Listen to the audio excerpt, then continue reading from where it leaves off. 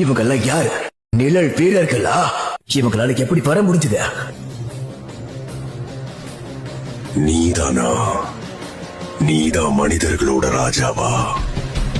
ரொம்ப பவர்ஃபுல்லான ஆராவா இருக்கு. என்னை பொறுத்த வரைக்கும் நீ ஒரு பூச்சி தான். ஹண்டர் சங் அதை பார்த்து என்ன சொன்னாரு? அத ஒரு பூச்சின்னு சொன்னாரு. அவர் அந்த எறும்பை பத்தி தப்பா கணிச்சிருக்காரு. அதுகிட்ட அவரு மாட்டிக்கிட்டாரு.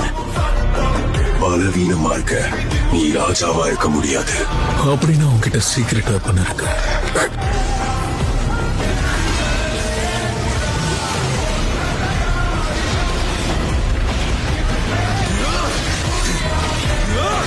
இந்த உலகத்துல இப்படி ஒரு மனுஷனா?